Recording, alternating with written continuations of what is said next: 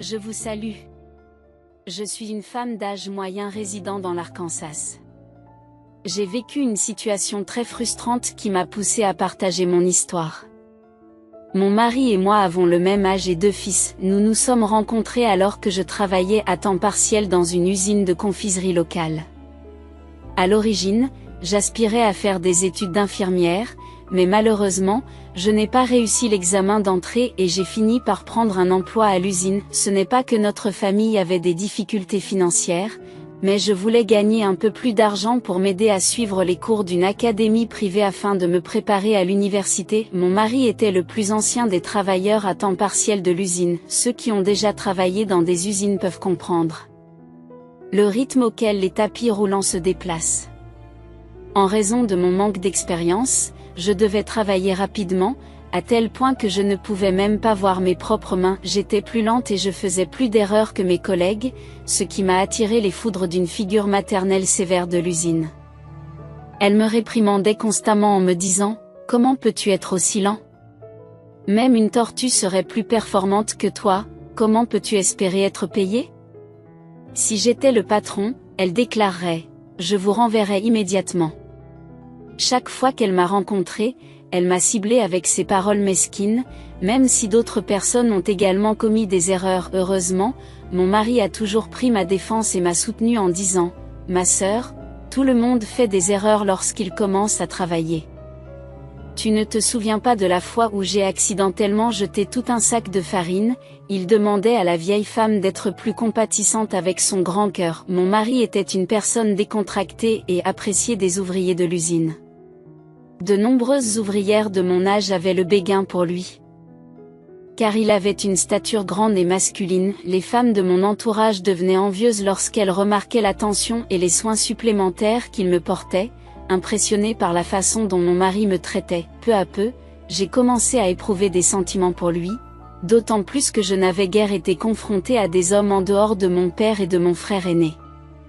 Pour tenter d'impressionner mon mari, j'ai consacré plus de temps à l'entretien de mon visage et de mes cheveux chaque jour. Peu après que mon mari m'a demandé de sortir avec lui, nous avons commencé à sortir ensemble et avons continué à travailler à l'usine, en alternant les horaires et les rendez-vous.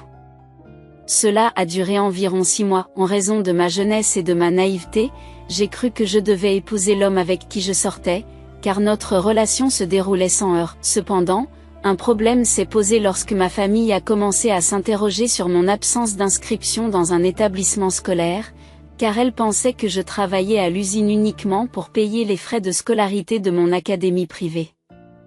En conséquence, mes parents, j'ai découvert que j'entretenais une relation sérieuse avec un collègue de l'usine. Dès que mes parents l'ont appris, ils ont insisté pour que je quitte mon emploi et que je mette fin à cette relation. Ils pensaient que je devais me concentrer sur mes études et ne pas perdre mon temps à sortir avec quelqu'un. Leur frustration a été telle qu'ils ont même menacé de me raser les cheveux. Bien qu'il n'ait pas de difficultés financières, mes parents attendaient beaucoup de moi pour payer mes frais de scolarité, et ils ont donc été déçus. J'ai confié à mon mari l'opposition de ma famille. À ma grande surprise, il s'est immédiatement habillé et est venu rencontrer mes parents pour leur demander leur permission. Au départ, j'étais sceptique quant à la possibilité de changer l'état d'esprit de mes parents. Cependant, à mon grand étonnement, le geste audacieux de mon mari a impressionné mes parents. Le résultat m'a laissé sans voix. Aujourd'hui, je suis déterminée à soutenir Megan dans son désir de faire des études d'infirmière.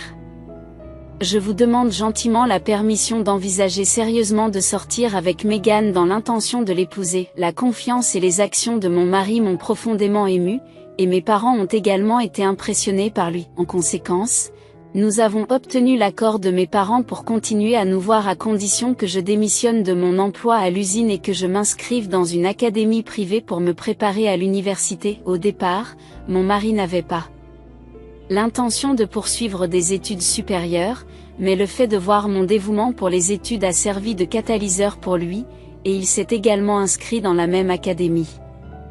J'ai été surprise de le voir là. Bien qu'il n'ait pas une grande affinité pour les études, il a excellé et obtenu des notes remarquables. Il trouvait du plaisir à étudier, grâce à ses efforts, il a pu être admis dans une université respectable. Par ailleurs, j'ai été acceptée dans l'établissement de mon choix, où j'ai suivi une formation d'infirmière. La personne la plus heureuse à l'annonce de cette nouvelle a été ma belle-mère, car son fils est devenu le premier de toute la famille à aller à l'université. Avant même de se marier, j'étais devenue sa belle-fille préférée. Elle pensait que j'étais un porte-bonheur pour leur famille, car c'est ma présence dans sa vie qui l'a aidé à entrer à l'université. C'est ainsi que nous avons pu conjuguer amour et éducation. Mon mari et moi avons entretenu notre relation tout au long de nos études et nous nous sommes mariés immédiatement après l'obtention de notre diplôme. Nous sommes devenus un couple bien connu sur le campus, car notre histoire d'amour était la première pour nous deux, et notre affection l'un pour l'autre est restée constante. Même après toutes ces années, nos amis nous faisaient souvent remarquer qu'ils enviaient notre relation. J'ai éprouvé un sentiment de fierté chaque fois que je suis tombée enceinte peu après notre mariage. Cependant, l'intérêt soudain de mon mari pour la poursuite de ses études l'a conduit à faire des études supérieures. Par conséquent, nous avons dû compter sur le soutien financier de nos deux parents. Mon mari affirmait qu'arrêter ses études serait un gaspillage des investissements réalisés, et bien que nos parents me traitent bien, ma grossesse me donnait de nombreuses envies de manger des aliments spécifiques. Cependant, comme nous ne gagnions pas d'argent, je ne me sentais pas à l'aise pour faire des folies, même pour quelque chose d'aussi simple que des fraises. Au cours de ma première grossesse, j'ai eu une forte envie de viande, une envie souvent associée à la grossesse. Un jour, mon mari m'a fait la surprise de m'offrir un filet mignon. Malgré nos moyens limités, j'ai été étonnée et j'ai demandé d'où venait l'argent. Il m'a expliqué qu'il avait reçu une prime et m'a encouragé à manger, mais il n'a pas pris une seule bouchée lui-même. Il s'est avéré par la suite qu'il avait vendu ses chers livres anciens pour s'offrir la viande. Cette révélation m'a fait fondre en larmes. C'est à ce moment-là que je me suis fait la promesse silencieuse qu'un jour, je l'aiderais à réaliser ses rêves. Le rêve de mon mari était de devenir professeur d'université, ce qui nécessitait d'étudier à l'étranger. Après avoir donné naissance à notre premier enfant, j'ai assumé le rôle d'infirmière dans un hôpital pour contribuer financièrement à ses études en Allemagne. Je ferais n'importe quoi pour lui, d'autant plus qu'il avait sacrifié ses livres bien-aimés pour s'occuper de moi.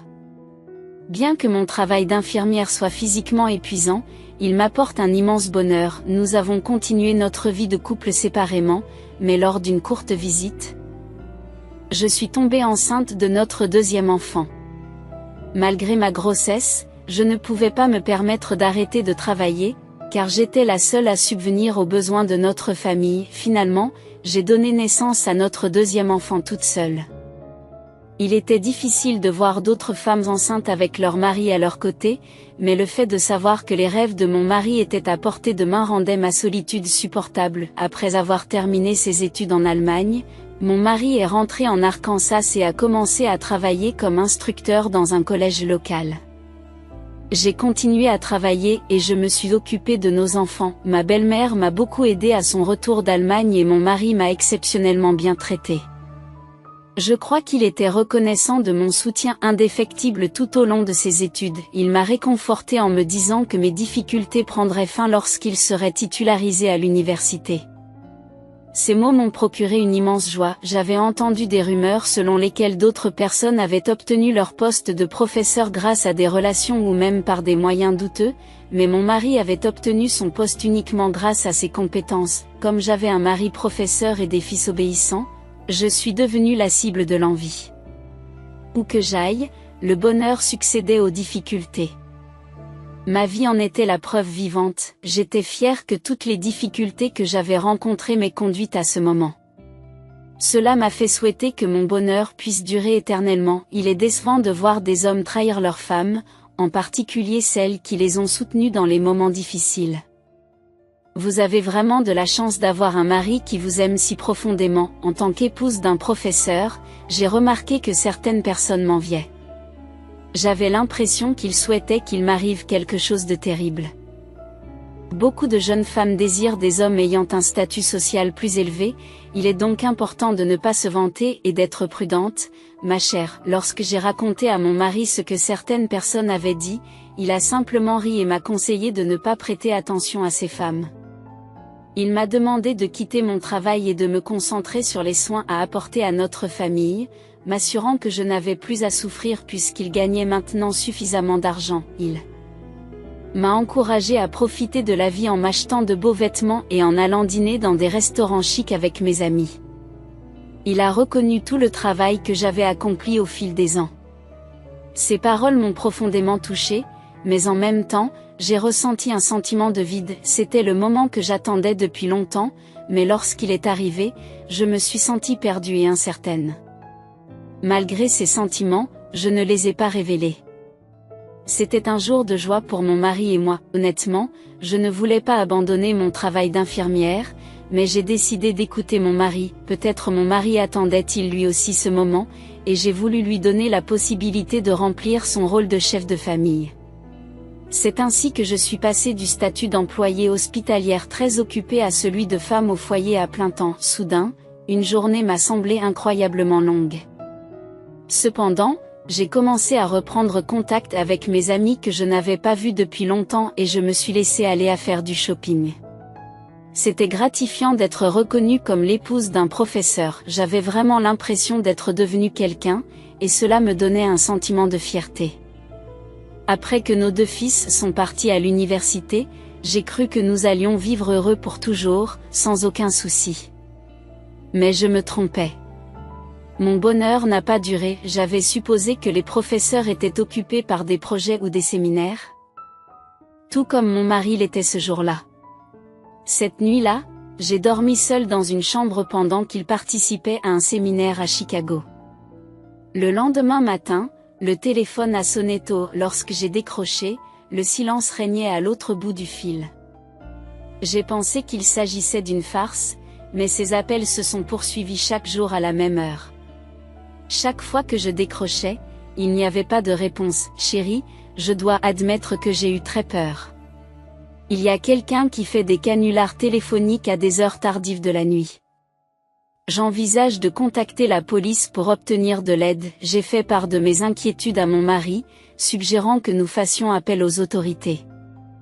Il me l'a déconseillé, estimant qu'il ne fallait pas tenir compte des appels d'enfants espiègles. Bien que je me sois sentie un peu blessée par sa réponse, j'ai décidé de laisser tomber, comprenant qu'il serait inutile d'impliquer la police et que cela pourrait leur causer des désagréments.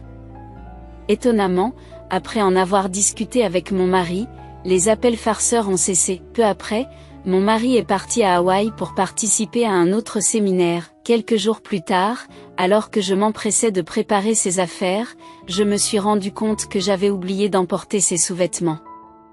Malheureusement, il ne répondait pas au téléphone lorsque j'ai essayé de l'appeler, alors j'ai contacté son assistante au séminaire. La réponse de son assistante m'a surprise. J'ai rapidement considéré qu'il s'agissait d'une erreur, en m'excusant d'avoir mélangé les détails, et j'ai rapidement mis fin à l'appel. Je ne voulais pas que des rumeurs circulent au sein de la communauté universitaire. Cependant, mon esprit s'est mis à vagabonder et divers soupçons se sont insinués dans mes pensées, notamment en ce qui concerne les voyages passés de mon mari. Poussé par la curiosité et le doute, je me suis rendue dans son bureau et j'ai accédé à son ordinateur. L'écran était verrouillé par un mot de passe, mais après plusieurs tentatives, j'ai réussi à le déverrouiller. À ma grande surprise, l'ordinateur a révélé que la date de notre anniversaire coïncidait avec celle de son prétendu séminaire. J'ai décidé de consulter le site web de son université pour vérifier son emploi du temps. Comme son assistante l'avait indiqué, il n'y avait pas de séminaire prévu à cette date. Mon cœur a sombré, envahi par un sentiment de misère. Je n'avais jamais envisagé que mon mari puisse trahir ma confiance. Une fois le scepticisme installé, je me suis mise à tout remettre en question. À partir de ce moment, j'ai examiné minutieusement chaque détail de son ordinateur tout au long de la journée. Finalement, je suis tombée sur la photo d'une femme dans la boîte aux lettres de mon mari. Elle semblait avoir le teint hâlé et portait un maquillage prononcé tout en se livrant à une danse du ventre. Elle semblait avoir à peu près le même âge que moi, si ce n'est un peu plus jeune. Le titre de la photo était Lizzie, ce qui a fait bondir mon cœur. Il y avait plus de contenu à explorer, mais ma colère m'a empêché d'aller plus loin. J'ai sauvegardé les photos sur une autre clé USB, avec l'intention d'en parler à mon mari à son retour. Au début, j'étais tellement furieuse que j'ai même envisagé d'engager un détective privé pour le suivre. Cependant, au fil du temps, mes inquiétudes se sont déplacées vers la possibilité que mon mari soit la proie d'un chercheur d'or. Au bout de quelques jours, mon mari est finalement rentré à la maison, rapportant des produits cosmétiques qu'il avait achetés dans une boutique hors taxe. J'ai attendu que nos enfants soient endormis pour aborder le sujet avec lui. Je l'ai confronté en lui disant que je connaissais la vérité, qu'il n'avait participé à aucun séminaire. Étonnamment, il est resté silencieux, me laissant complètement frustrée. Puis, de manière inattendue, des larmes ont commencé à couler sur son visage. J'ai d'abord pensé qu'il exprimait des remords à mon égard, mais à ma grande surprise, ce n'était pas le cas. Mon amour, je suis désolée, mais je ne pourrai pas répondre à cette demande. Mon mari a demandé le divorce et voulait que je lui donne la voiture et notre appartement. J'étais dévastée et j'ai gardé les papiers du divorce en pleurant pendant longtemps. Cependant, j'ai refusé sa demande parce que l'Arkansas avait des lois sur le divorce pour faute, ce qui signifiait que le conjoint coupable ne pouvait pas demander le divorce. Comme il n'était pas d'accord pour une séparation, nous avons fini par nous séparer. Pour expliquer la situation à mes enfants, je leur ai dit que leur père avait un travail important et qu'il vivrait à l'université pendant un certain temps. J'ai attendu avec impatience le retour de mon mari, mais au lieu de cela, j'ai reçu une grande boîte par la poste. Elle provenait d'Hélène Kane, qui s'avérait être la petite amie de mon mari. J'étais nerveuse lorsque j'ai ouvert la boîte, les mains tremblantes, et à ma grande surprise, elle contenait de grandes photos encadrées. Ces photos étaient explicites et obscènes, montrant mon mari affamé, nu et posant dans des positions indécentes. J'avais déjà vu son corps nu pendant notre mariage, mais ces photos étaient complètement différentes et dérangeantes. Certains diront qu'il s'agit d'œuvres d'art, mais pour moi, elles sont dégoûtantes. Les photos étaient accompagnées d'une note demandant que 50 000 $ soient déposés immédiatement sur un compte bancaire spécifique. À ce moment-là, ma belle-mère est passée chez nous et a découvert que mon mari m'avait quittée. Elle m'a regardée avec colère et m'a rendue responsable de son départ, me demandant ce que j'avais fait pour qu'une personne aussi gentille quitte la maison. Elle a même menacé de faire éclater un scandale sur son lieu de travail à cause de cela. N'ayant rien à cacher ni à excuser, j'ai décidé de lui dire la vérité. Je lui ai dit que son fils, qu'elle considérait comme la personne la plus gentille au monde, avait commis l'adultère. Je lui ai demandé de ne pas me dire de méchanceté et d'avoir plutôt une conversation avec son fils. Elle a semblé surprise par cette révélation et a tenté de lui trouver des excuses, suggérant qu'une chercheuse d'or aurait pu le séduire. Comme je n'arrivais pas à lui faire comprendre, je lui ai montré les photos explicites qu'Hélène Kane m'avait envoyées. Ma belle-mère a été horrifiée en voyant les photos indécentes de son fils. Elle a demandé ce que signifiait la note de service réclamant 50 000 $ et a compris que nous étions menacés par la publication de ces photos. Elle m'a supplié de sauver son fils et m'a demandé si je pouvais obtenir un prêt de 50 000 $. J'aurais pu trouver l'argent, mais je n'ai pas voulu le faire. J'en voulais à mon mari de nous avoir mis dans cette situation. Ma belle-mère, qui se préoccupait uniquement de son fils, qui s'était entichée d'une femme et qui était à l'origine de tout ce gâchis, ne m'a même pas présenté d'excuses. J'étais prête à laisser tomber et à passer à autre chose, mais si ce scandale se répandait sur le campus, cela pourrait potentiellement nuire à sa carrière de professeur. Nous espérions qu'il deviendrait président de l'université, mais tout ce qui l'intéressait, c'était son fils.